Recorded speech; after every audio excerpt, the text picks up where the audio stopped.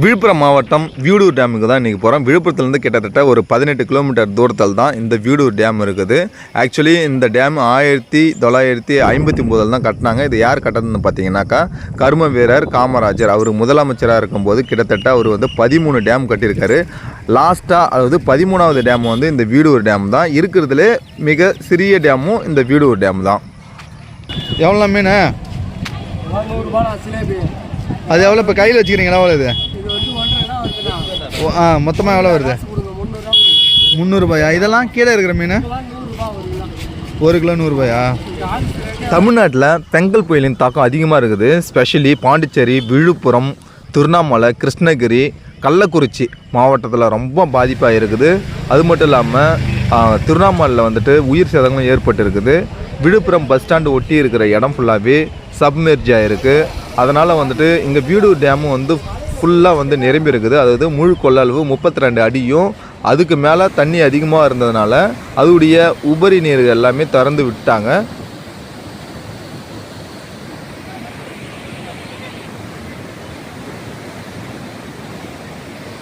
1959 தான் இந்த டேம் கட்டப்பட்டதுன்னு சொல்லியிருந்தேன். ஆக்சுவலி இது 89 லட்சத்துலேயே இந்த டேமு முழுவதும் கட்டி முடிச்சிட்டாங்க. இன்னமும் எந்த ஒரு டேமேஜ் ஆகலை. பக்காவாக இன்னமும் கம்பீரமாக இருக்குது. அது மட்டும் இல்லாமல் 32,000 ஏக்கர் விளைநிலங்கள் இந்த டேம் மூலயமாக, இந்த டேம் மூலியத்தில் வரக்கூடிய நீர்ப்பாசத்தின் மூலமாக பலன் பெறும் தான் சொல்லணும். இந்த அணையின் நீள அகலம் சுமார் கிட்டத்தட்ட 15,800 அடி உள்ளது. அது மட்டும் இல்லாமல் 37 அடி ஆழமும் இருக்குது.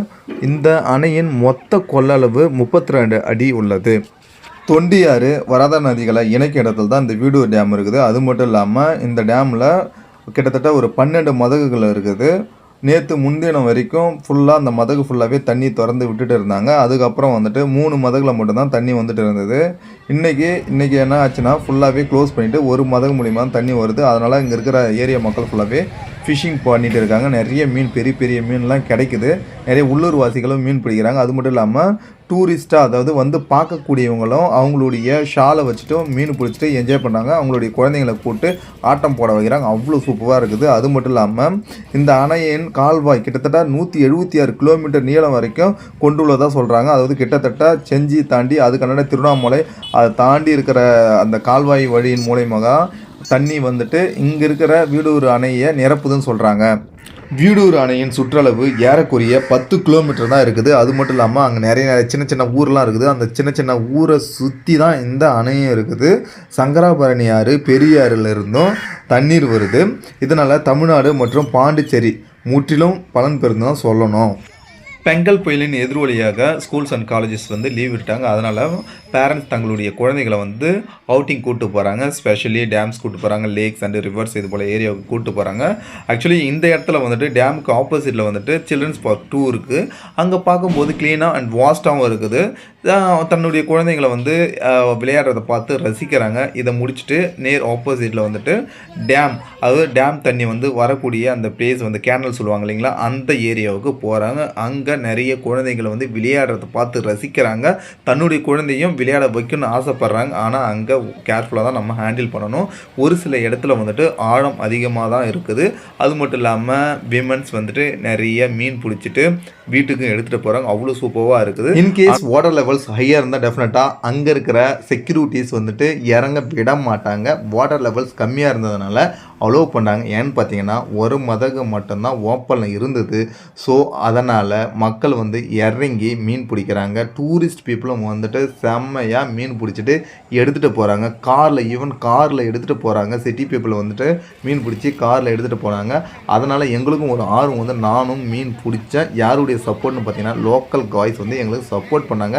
என்னுடைய வாழ்நாளில் இது போல் ஒரு மீன் பிடிச்சதில்லை. கிட்டத்தட்ட 10 கிலோ இருந்தது. நான் பிடிச்சி தூக்கும் போது என்னையை இழுக்கிற போல் இருக்குது. அந்த ஃபிஷ் என்னை கடிச்சிடுமோ அப்படின்னு பயந்துட்டேன். அங்கேருந்து லேடிஸ் லோக்கல் லேடிஸ் மீன் பிடிச்சாங்க. அந்த தூண்டில் மூலிமா பிடிச்சாங்க. அங்கே போயிட்டு பார்க்குறேன். இப்போது மீனாக இருக்குது, பயங்கரமாக இருக்குது. மீன் வழுக்குது, எடுக்க முடியல சார். இது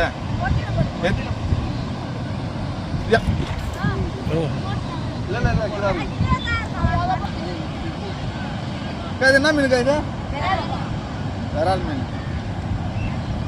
வழுக்குது, அப்படியே கையில் எடுக்கும்போது வழுக்கி அப்படியே துள்ளி விழுது.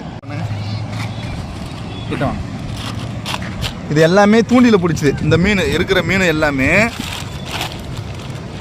இங்கே பாருங்கள், இது எல்லாமே தூண்டியில் பிடிச்சிதான். பா இங்கே பாருங்கள், பயங்கரமாக துள்ளுது மீன், முடியல.